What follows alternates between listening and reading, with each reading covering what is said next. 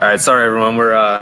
We had it dialed in the second time we did this, but now we're having technical difficulties again. So welcome to episode 3 of Taking a Break with Detroit Speed. We're here with Matt Butts, one of our project fabricators, and we're also here with Dan Oddy, sales and technical engineer. So pretty much what we're doing is, I know most of you are quarantined or social distancing, staying at home. So we're pretty much here to just answer your questions, whether you want to talk about project cars or products, whatever it may be. We're here to answer your questions and just chat. So what I'm going to do now is turn it over to Dan and Matt, and we'll proceed.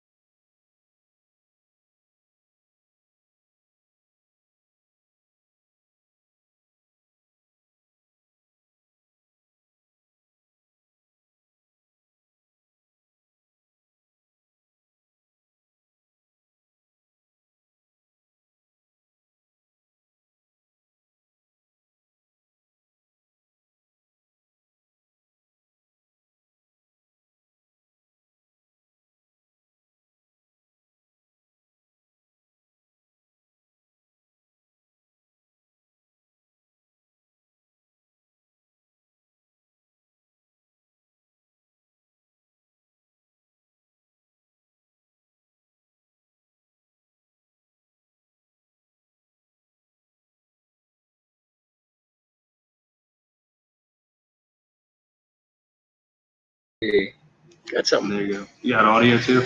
Yeah, we clicked it anyways. All right. There we go. Okay. We did it. So like I said, Matt Butts and Dan Oddy are here now. So if anyone has any questions, feel free to go ahead and send them in the chat, and we'll make sure we mark them down as we go along. But we also made some social media posts last week talking about episode 3. So there were some questions that came up. We'd like to address those now. So hopefully you're here in this chat if you've asked us a question. But the first one is from Bill Bailey, and he has a 1969 Camaro. He's owned it since '82, and back in the '90s, he put on some lowering coil springs along with Herb Adams VSC shocks and a front sway bar. So recently he added a 600 steering gear and body mounts, and he's at a point now where he wants to add our upper and lower control arms as well. So his car sits pretty low in the front. I don't think he wants it to go much lower, but he noticed that our arms have a drop spring pocket. So does that mean that his front end would sit even lower if you use the same coil spring and shocks, or is it something he's going to have to change? Yeah, so our lowers, the drop pocket is about 3/8 of an inch. So your car would be lower just by bolting our lowers on. And if you like the way it's at, like Matt mentioned, you could run a rubber isolator under that spring to give you some more height back in there to make up for that drop pocket. Or we actually do sell a stock height spring that you could buy as well. I know a lot of the sales guys will do it that way. We'll say our Speed Kit 1 with the tubular uppers and lowers. They'll do the stock height spring that we have called out in there instead of the drop height. That way you're not too low. Especially, it all depends on your tire size and things like that. But that's what I'd recommend is either use an isolator with your drop spring that you have now with our lower control arm, or go ahead and get our stock height spring, and then you should be pretty close to where you're at now. Perfect. Good to hear. So let's see. Another question we received. Now this is something where I feel as we go through all of these webinars, we're going to address this weekly. So Fox body stuff. Yep. LSA_Fox on Instagram, which he also has. It's an LS swap Fox body. Oh yeah, it's beautiful. Have you seen it? Yeah, that's a nice car. Like the Nardo gray, Yep. or Battleship gray. It is a beautiful car. I'll show you pictures of it. But he said any Fox body suspension parts in the works. So where do we stand on Fox body? What's new? What can we tell them? Yeah, we're making progress each week here. So right now, like I said, we've test fit the subframe connectors in it last week, doing some final stuff on that right now. The mini tubs we got test fit in there and welded in there. I think was last week. In the last couple of days or so. That's been test fit. Everything looks good. So we're going to go ahead and get that released. And then the rear quad-link system we're doing is pretty well in the car, last I looked. Yep. And hopefully going to be on the ground this week to do a little test driving. So yeah, kind of exciting week or two here with the Fox fans. So should be pretty awesome. So yeah, getting close to street miles anyway. That's right. So. And that's exactly where we want to be right now. It's gonna be awesome. So let's see. We have another question from Jeff G. He says, "Let's talk about front spindles, mainly 67 to 69 Camaro Nova, Chevelle, 70 to 73 Camaro. You see some other manufacturers make an upright that helps correct geometry and uses newer vet hubs and brakes, along with improved Ackerman, etc. Why are these not offered by you guys for the bolt-on folks?" Well, if you know, we do have an A-body spindle that we did, years ago when we came out with that platform that helps geometry, and it's a drop spindle, and it's actually really nice. We have it forged out of 4140 steel. There's a 2-step heat treat process. So that we have for the 64 to 72 A-body guys, your Chevelle Malibu guys. We've talked about maybe trying to use it for the 67, 69 Camaro spindle. They are similar, but haven't really gone further than that. But as far as going to a whole hub pack deal, we haven't really looked at that much. That would probably require a whole different design in the spindle. So yeah, I guess the fact that we already offer it for the subframe, the full hydroform frame, right. it's kind of an in-between option, really. A lot of people are fairly happy with their stock spindles, and then if they're that unhappy, it seems like the next upgrade is to get the steering rack, the hydroform frame, and of course the better uprights with the late model Corvette style hub backs. So I think also a big thing to consider too, I know this is a question that we've commonly received in the 3rd gen sector, because we are running a prototype spindle on the DSEZ, and I think the biggest thing where it comes down to is, cost versus demand as well. True. It's a big key part. it is. Because, there could be a handful of guys that really want, a prototype part that we had that could be offered in a billet option, but, that's where the cost comes in. Right. If you have a low production, number, the cost will be up there. And then if you want to go ahead and you want to make a forging, the cost to initially start that would have to be offset by a very extreme demand. So it's just one of those things where, if the demand's not there, then it's not something that would be considered. But I mean, we do have other options that solve some geometry issues like Dan had mentioned. So I think that pretty much answers that. Mario R here asking a question: which exhaust brand do you normally use on LS engines? I mean, that's multiple things. As far as Camaros, Corvettes, and things like that go, header-wise, we use ProFab headers. Build all of our headers, private label, and then we have also used some Hooker LS swap headers as well. Super cost-efficient option right there. They're stainless. They're really nice, fit well, and then pretty much exclusively have been using Hooker mufflers on most all of the builds, unless a customer requests otherwise. And then from that point, we scratch build everything in 3-inch stainless. So everything's pretty much one-off custom. So what cars have we built that use the LS swap headers? We used them on the 3rd gen, and then did we do a Corvette with the hookers, a C2 Corvette? No, we've got that. Our car might be a little different, but we have a production Corvette header now. Yeah, our car is the ProFab. Right. Ours is the production header. Right. I do recall. I also believe we used them on a Nova, that LT swap Nova with Hooker headers. Yeah, that's right. We've used 2 or 3 sets of those here, and they have been really nice. Ironically, the LT swap Nova, that never made it to the website either. Yeah, it wasn't a complete build. Was that LT5 swap? I think it was LT1. It was 75 Nova. 75. It was a Disco Nova. Yeah, right. Yep. That we fabbed up it's a cool car. A subframe into, and they LT swapped it. Yeah. So that I don't think that made it to the website, but that did have the Hooker. Yeah. It did have an LS. I mean, the LT isn't. It's not very different, but they do make LT LS swap headers. So yeah, that is our exhaust brand of choice, and we touched on this a little bit last week as well. So another question that popped up was how many hours. I don't want to go too into depth on it, but what are some of the things that kind of help you estimate, the length of making an exhaust system on a car? I mean, we're, for a dual 3-inch stainless with an X pipe, if it's a first or second gen Camaro, scratch build nose exhaust, hangers, V-bands, tailpipes, that whole thing is typically about a week to do here in the shop. Everything is TIG welded. The fit is super, super nice. So, obviously the time goes up, the bigger the car is, or we have done a dual exhaust system with the electric cutouts, or, multiple mufflers and or resonators. So, the complexity can go up and it can take longer. But typically about a week to do a really nice kit in one of these first or second gen Camaros for sure. Awesome. So another question that popped up, this one was from Instagram. What length rear end for a 63 Nova with hour wheel tubs to get the biggest tire underneath? Yeah, so 63, I think we talked about 295 tire is really what fits best on like an 18-inch wheel, 18 by 10 with our tubs in those cars.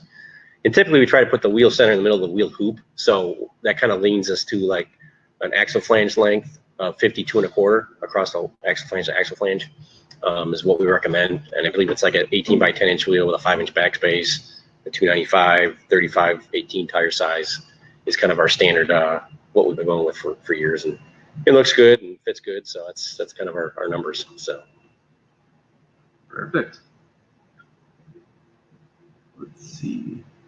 Jim Phillips says, tell us about the new GM power steering sector that you were advertising. What is different / improved about it?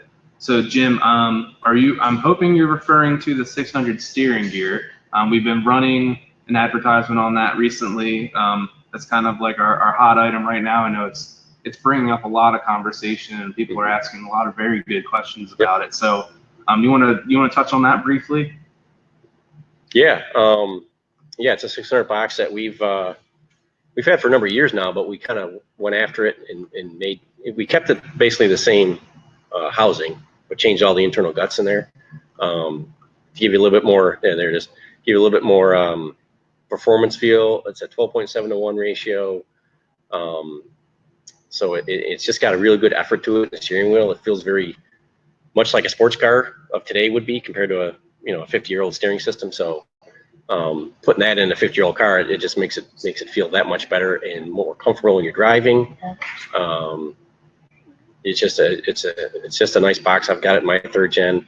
I've driven most of the cars here that have it, our old Chevelle and things like that. So it's definitely one of the nicest steering feels I've ever had driving anything, here or otherwise. And you've got quite a few miles on your car now with that box in it. So yeah, we've had a couple different ones in there, but yeah, it's since 2013 I've had it in there. Yeah. So again, you're a daily driver, so yeah, it does get to see a lot of use and Yep. gives us good feedback on the box. Mm-hmm. I think the biggest comment I received on it is they want to know more about why is it priced the way it's priced. You want to touch on kind of justify why we established that cost for it? Yeah, and it's kind of with that whole Spindle deal. I mean, we do pretty good. We don't have massive volumes like the big three do, so our piece price for these parts aren't great, so that kind of works into the cost of it. But between the cost of getting the housing in, and there's a lot of parts and pieces in there, you got the spline shaft, the covers, everything in there, it just adds up to the cost it's at. And I think the big thing too, I mean, you touched on it in our control arm video as well. You kind of had that statement where our brand, we're established as a you get what you pay for brand. Yeah. Where we put in the time and engineering to make sure that what you receive is nothing short of the highest quality. So you can ensure when you pay this price, it's not something that's going to require maintenance all the time. You won't have to keep swapping it out. It's one of those you put it in and you're good to go. Yeah, it's not quite the same as like your typical remanufactured parts store steering boxes. No, it's all new stuff. It's like a brand new box, and you could drive a car with a $300 or $400 steering box in it and buy that, and then if you got in a car with our box in it, you would hate that you spent that much money on that box. When for more money, you could have what you really wanted. Because once you drive a car like that, you're not going to want to go back. It's like you said, it's quality. It's get what you pay for.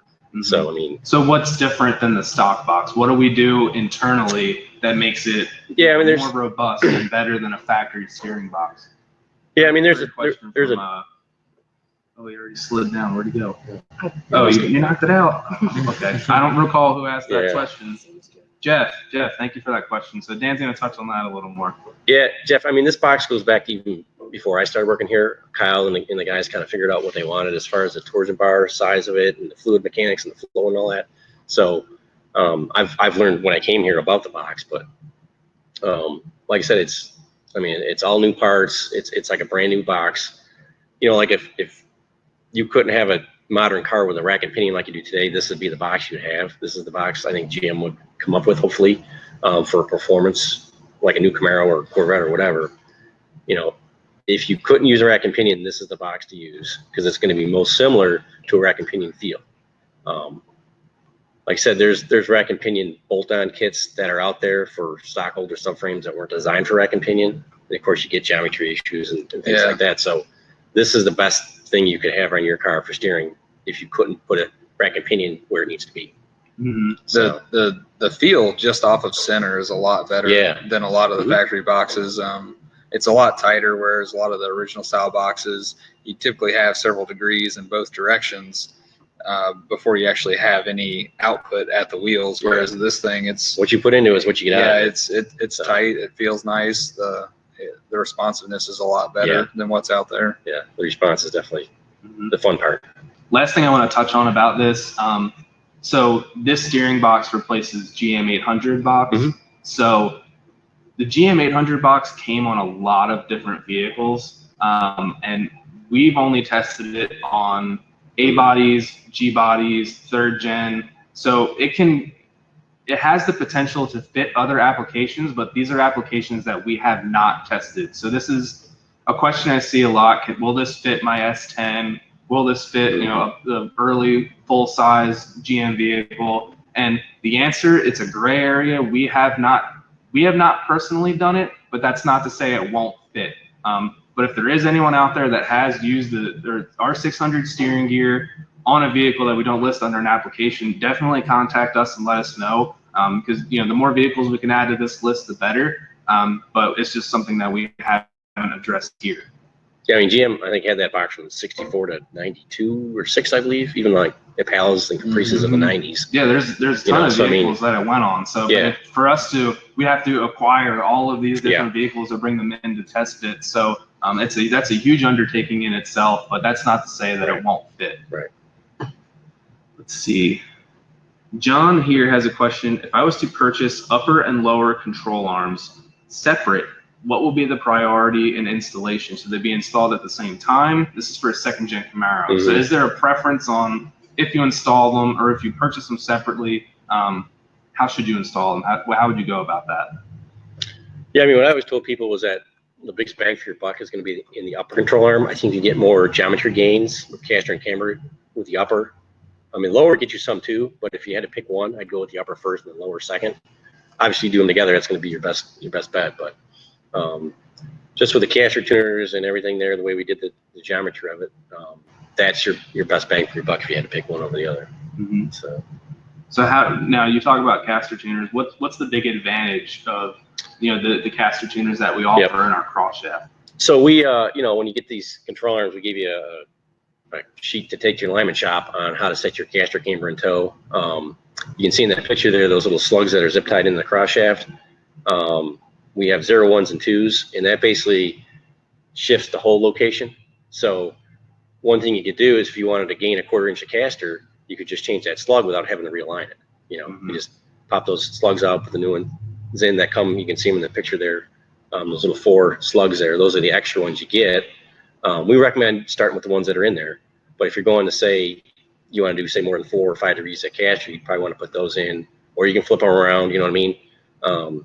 To change that positive caster setting. So that's why we do it that way, to give you.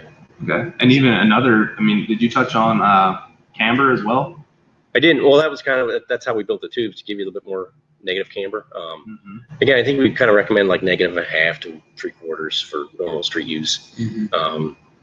More than that if you want to do some track stuff, but that's all built into the geometry of the control arms. So perfect.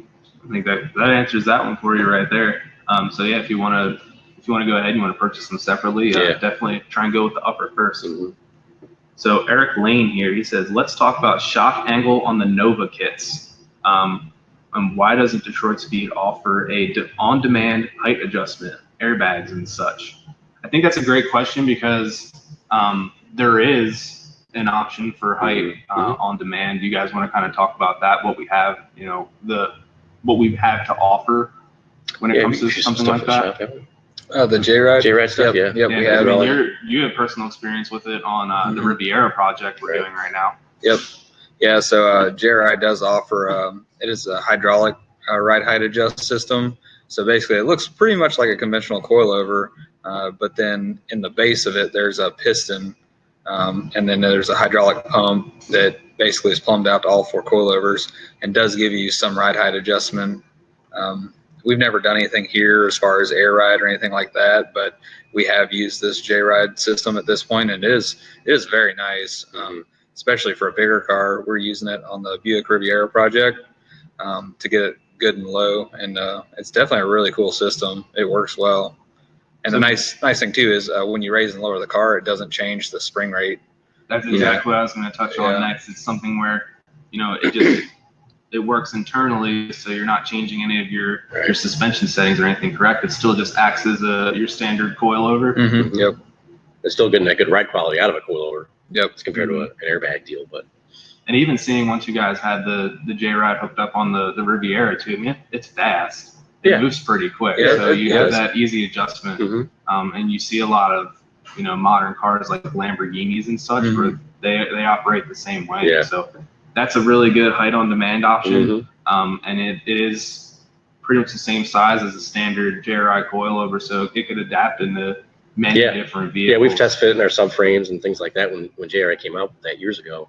I was kind of involved in going through making sure it fit our brackets and our subframe pockets and everything like that. And we have quite a few first gen customers with them on their cars. Yeah.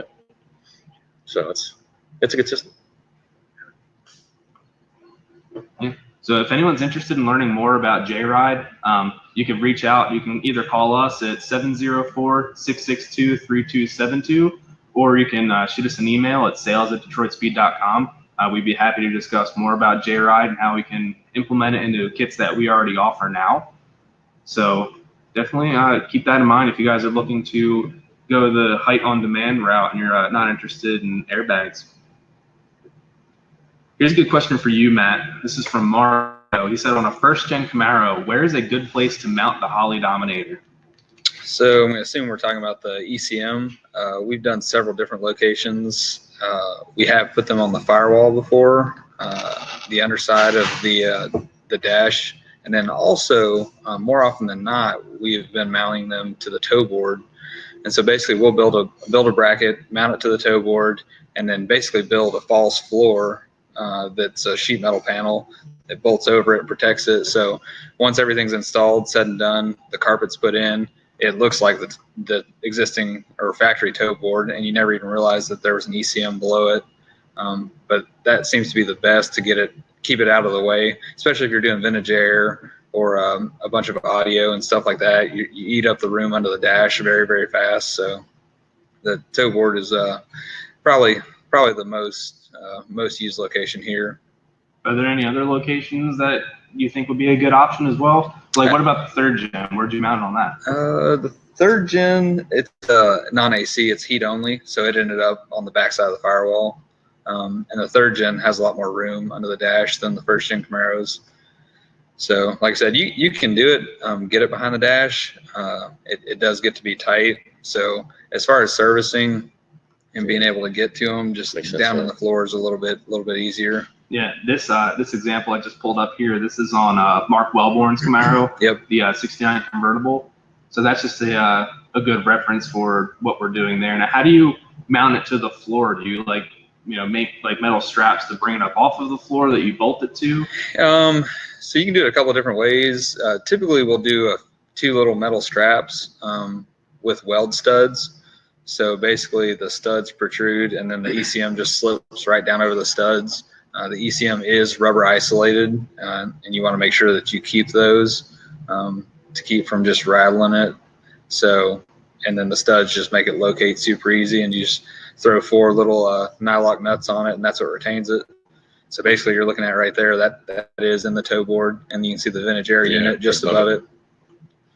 And then from that point, like I said, it gets a finished out sheet metal panel. That way nobody's smashing any of the wiring or the ECM itself. See, I know I had a finished photo of that as well, so we can see if I can find that. The interior on this car was a little more stripped out than our standard. So you can kind of see there, just a little panel will go over it. Yep. Great question. So here's another one for you. 1971 Monte Carlo is what this guy owns. His name's Brian Smith. What engineering mechanisms do you guys use on the doors of cars with shaved door handles or keyless entry?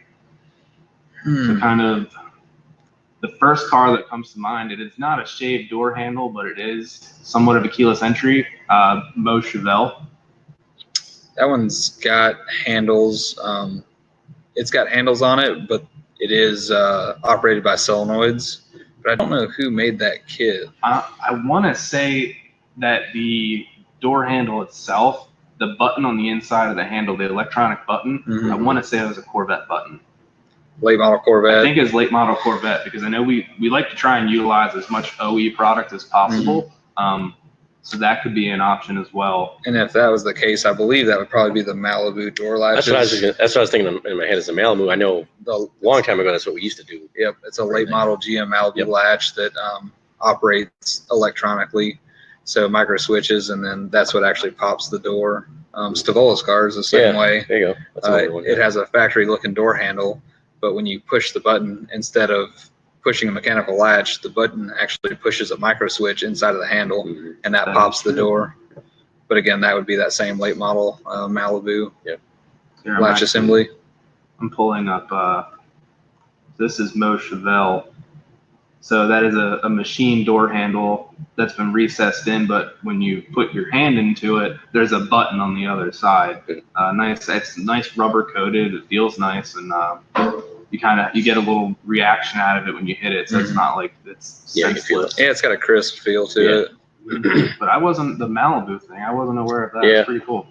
So there you go, guys. There's plenty of different options. A lot of it is just it's just OE products that you could pretty much find at a junkyard or order online. It is labor intensive to swap those latches in and make them work, but anytime we can use OEM parts, the OEs definitely build parts for longevity versus a lot of the door poppers and like electric window kits and things of that nature. A lot of that stuff doesn't necessarily last as long as you'd like. So especially something like a door, you don't want those things to fail. So when we have done it, we've used OEM components and just retrofitted them in.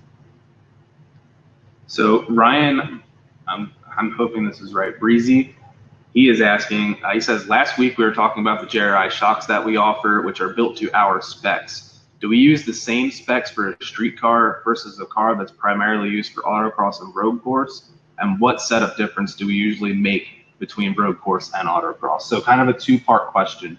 So the first part, shock specifications, street versus track.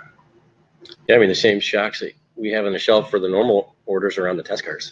So I mean, their production. It's we don't change in the valving there. I mean, obviously you have the double adjustable shocks to adjust your rebound control. That's really where the changes are between your street setting and your track events. So it all has to do with that double adjustable shock element. So, but yeah, same shock on the shelves once you're it's behind us. So now, if you were to say, like, as far as Matt, this might be a question for you, since you've you've helped a lot with the development of the third gen and going to the track. What changes do you usually need to make between autocross and road course racing? What are the key changes that you usually need to make? I mean, like Dan said, a little bit of your rebound adjustments, but really and truly autocross versus road course, you're more so changing spring rates and sway bars. Sway bars being the really big one, especially like Good Guys autocross and stuff like that. If you've got the really tight 180s, you really got to make the car rotate, and a lot of that, seems to be the sway bars and, like I said, spring rates.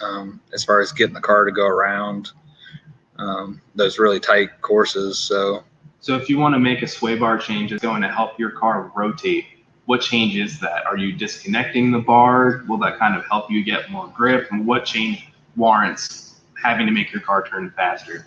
So typically, we may be running a really light sway bar on the road course and or rear sway bar disconnected. Okay.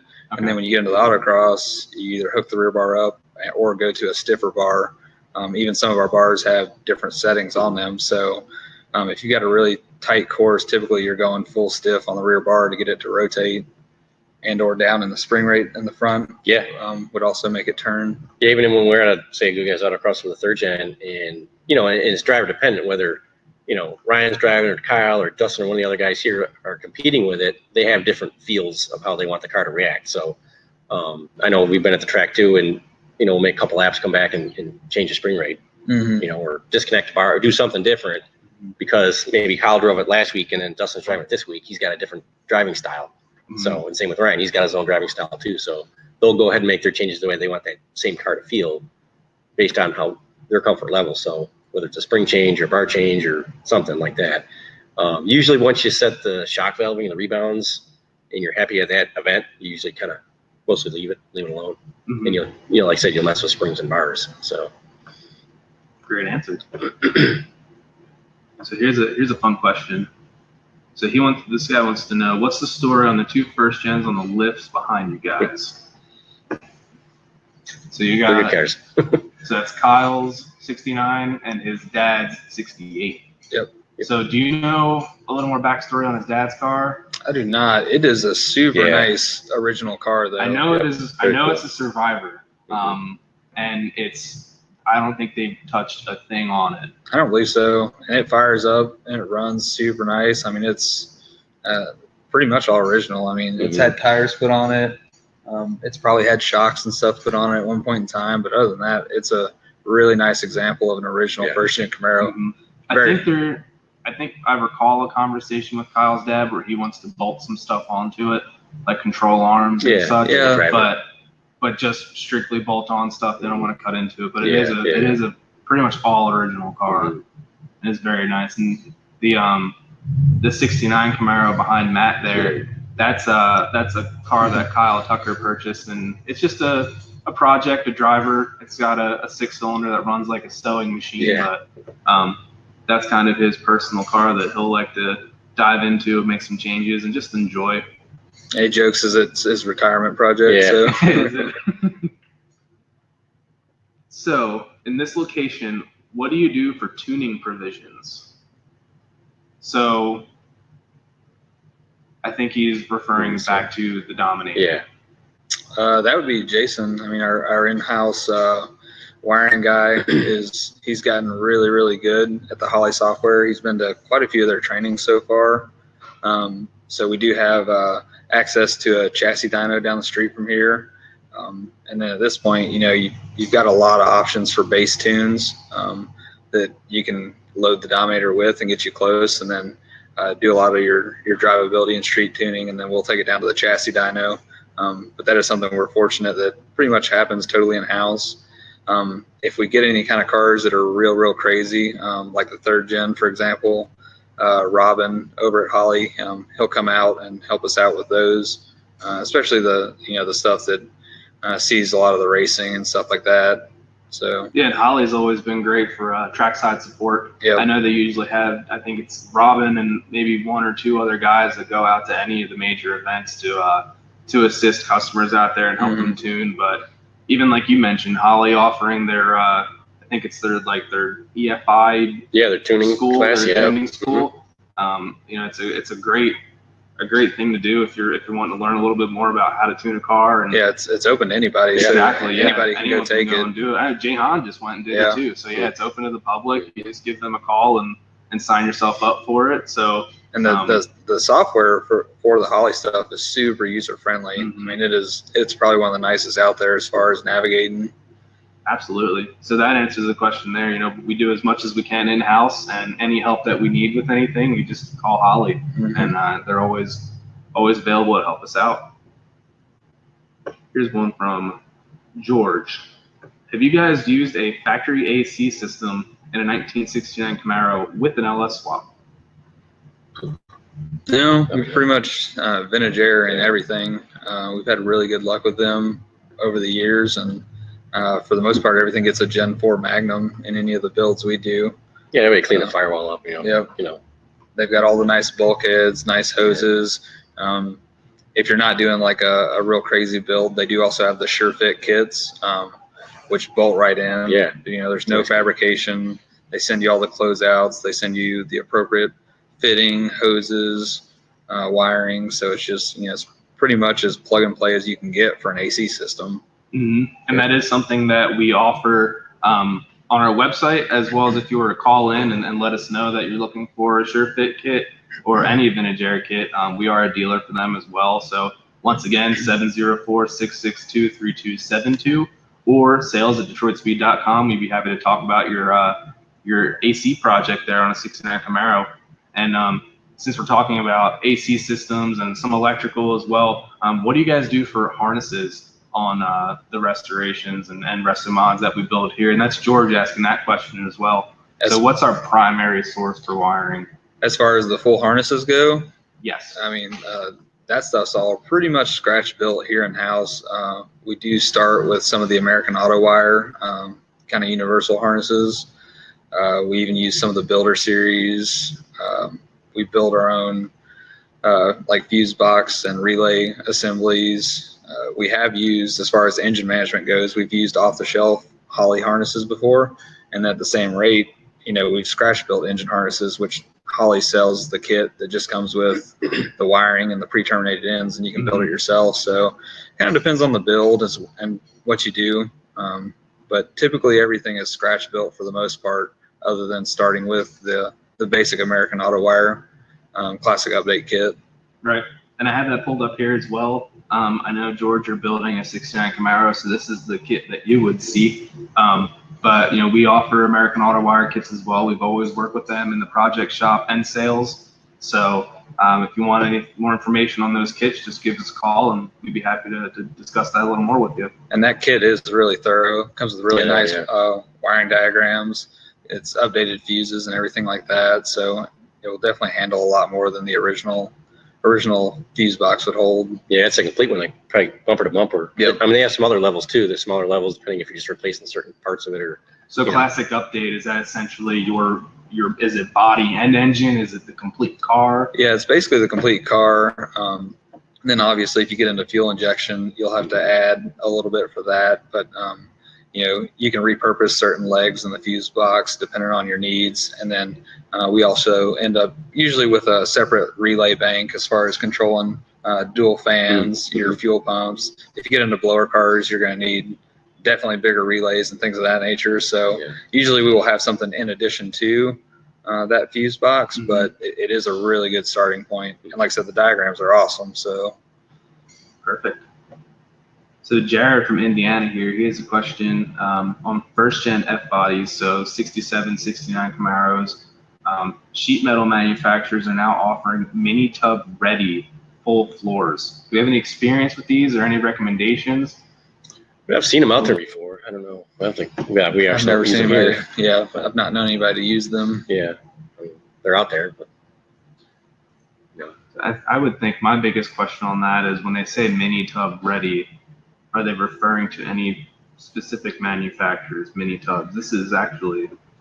The ones that out there usually don't go as deep as ours do. Probably because the frame rail, exactly. Yeah. Like we'll cut a little bit in the back of the frame rail because it V's out, where they'll just go up the frame rail. So you might get 1.5 inches, maybe 2 inches, where we can get almost 3, probably 2.5, 3 with ours. Yeah, so, depending on the application. Yeah, exactly. So. That kind of answers the question there, Jared. It's something where we have not dealt with them, but like these guys said, the frame rail impedance is the biggest part of mini tub projects. So mini tub ready floor pan may not be your option. Mario wants to know, do we have any preference between X or H pipe when we build exhausts? We're typically X pipe. On some builds, the H just makes more sense. We just did a C10 pickup truck, and just the exhaust span is so far apart. We just ended up doing an H just to keep it more symmetrical looking. But as far as packaging, especially on first and second gen Camaros and things like that, the X seems to work out really nice, especially for your drive shaft clearance and stuff like that. So I would vote X most of the time for the stuff we do here. Mm-hmm. So Dan, here's a question for you. This is Stanley Davis. His wife and him, they did a frame lock restoration on a 63 Corvette split window. It has original steering, 4-wheel drums, and it's a 327 with 4-speed.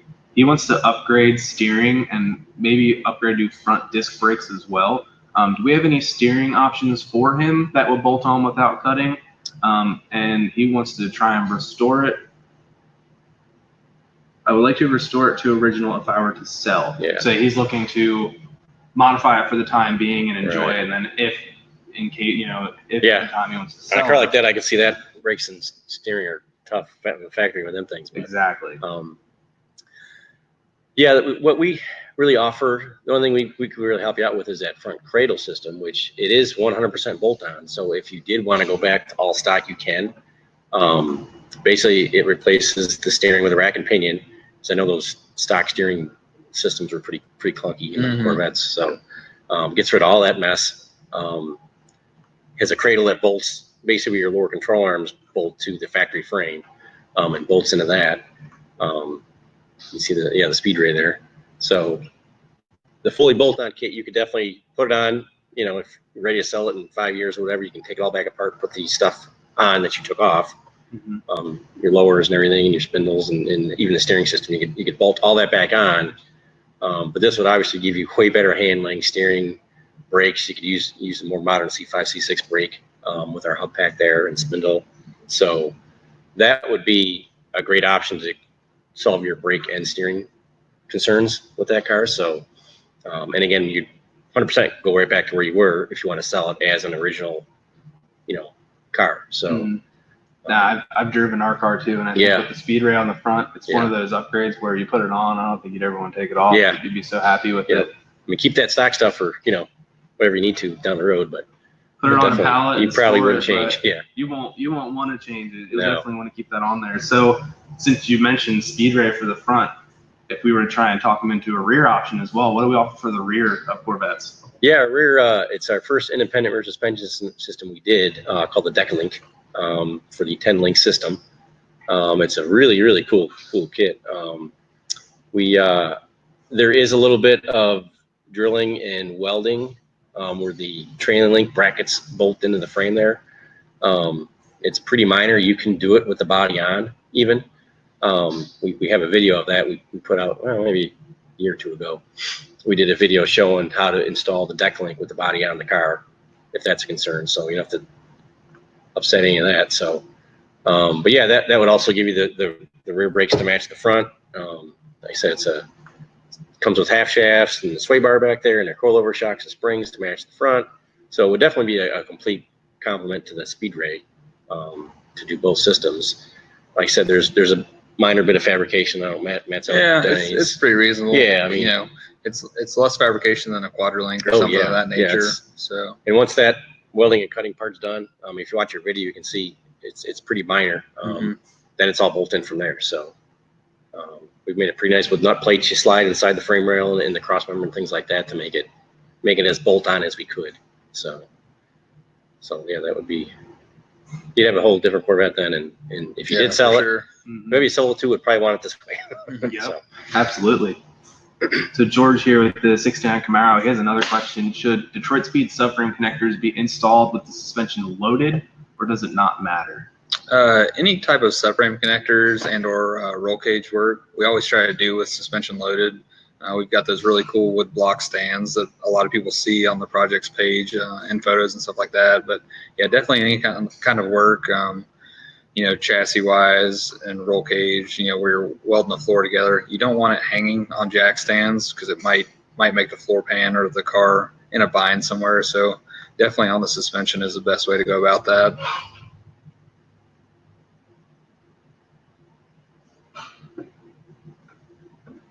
Okay, another question here.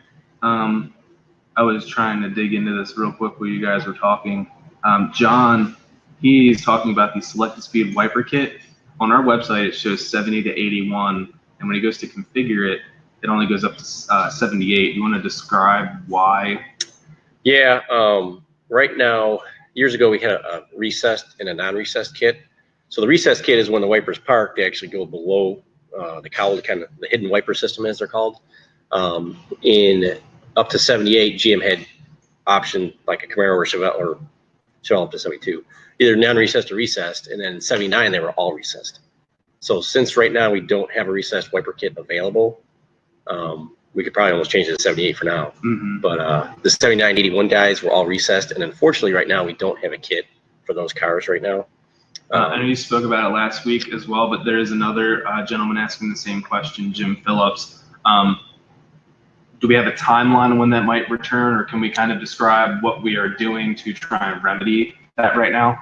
Yeah, I mean, the tricky part is the kit we had before, that motor's no longer available, so that kind of put us in a jam. And if you notice, even on today's cars, like the non-recessed wiper motor we have is actually it's an OE motor, which we try to use because they're good. But usually the old kit worked was we had to make the motor run the opposite way to get them to park. And if you notice today, there's not really any hidden wiper kit systems out there in modern vehicles, so we're kind of in search of a motor that would go both directions. We've kind of found a few. In fact, I got one under my desk we've been looking at, but we haven't really found a good solution for our needs yet. So that's kind of the big hang up on the recessed part. We did a little development with it with Kyle 70 Camaro maybe a year or two ago. We kind of got something working, but we needed to work with the Camaro and the Chevelle, which unfortunately the firewall shape is a little different, the way that motor bolts in the hole in the firewall. So we kind of had to go back to square one. But it's still kind of kicking around in the background. We definitely want to get there someday. So like I said, we got a couple things in the works. We got a couple of sample motors we've had. We just got to kind of figure out a way to get that motor or the wiper blades to park down. The Chevelles are tougher because they got that 2-inch chrome strip at the bottom of the windshield that's tough to get down over. It's got to have a pretty good extended length. So that's where we're at with that. And I can't give you any kind of timeline because right now it's not an active project, but it's still on the list, and we want to get there. So real quick, we only have a couple minutes left. One question, this will be our final question. So one gentleman is asking, do we add any paint protection to our cars to avoid paint chips due to sticky tires? I know that's something where I know we did some with the 3rd gen, but and I'm pretty sure we're doing it with all project vehicles now. But what are we doing for that? Yeah, we typically there's a couple of local companies that come in and do. It's basically the 3M clear protective wrap. It's the same thing that comes on a lot of your factory vehicles, late model vehicles. So definitely any of the customer project cars that we finish, before they go out the door, they'll typically get the rockers done, the rear lower quarters, the front lower fenders, and even chin spoiler, lower balance areas. Those cars, they're full builds. They take a long time. The paint's super nice, so we obviously want to protect them as best we can. The shop test cars even do get some of the protective film. They get used a little bit harder, so we don't stress it as much. They're built with a purpose, so we protect them, as decent as we can, but they do get beat up. But yes, we do, like I said, have some local guys come in and they pretty much touch almost every car that gets finished here. So yeah, I remember when we first finished the 3rd gen, we went to pull it outside, and if none of you guys have been to the shop, we have gravel outside of our test car shop, and it had brand new BFGs on it, and it picked up a rock, flipped it up over, and it landed on the hood and chipped it. Yep. And I thought Austin was going to cry. Yep. So first time out the door. We're using paint protection on everything. So if you guys are going to be out driving your cars, we definitely recommend you do as well. So before we wrap this up, do you guys have anything cool you're working on? You want to talk about anything cool in the project shop right now? We're getting ready to get started on a 70 Chevelle and also a 69 GTO. They're going to be pretty exciting. Perfect. One of those getting delivered. Yeah. The Chevelle's actually here. The Chevelle's here on site. The GTO should be next week or so. Okay. So yeah, we got 2 pretty cool ones coming, and then of course everything in process is pretty awesome as well. You can't overlook that stuff. But Charger, you started working on that thing, right? That's what I'm excited. Yeah, I knew you were getting at that project because We dropped a video on our YouTube channel last week. We received a Elephant engine from Mopar for that project, so that should be pretty cool. And I actually had Jason look into it. We had claimed it was number 8, but that was actually for the head castings. The actual number is located on the block, and it's number 5. Wow. So we have Elephant number 5 for that car, so it'd be pretty cool. So we're excited about that. But so that's pretty much it, guys. This is episode 3 of Taking a Break with Detroit Speed. You know, I'm Alex DeValetti, and thank you to Matt and Dan for coming out and talking to us today and talking to you guys. And if we didn't get to your question today, please be sure to email tech, T-E-C-H, at DetroitSpeed.com or sales@DetroitSpeed.com, or give us a call at 704-662-3272. We'd love to chat with you and try and answer your question for you. And that's pretty much all we have for today. So I hope you guys stay safe, and we'll let you know next time we're going to take a break with Detroit Speed. So thank you guys. And cool. Thanks for your questions. Have a good one. Yep.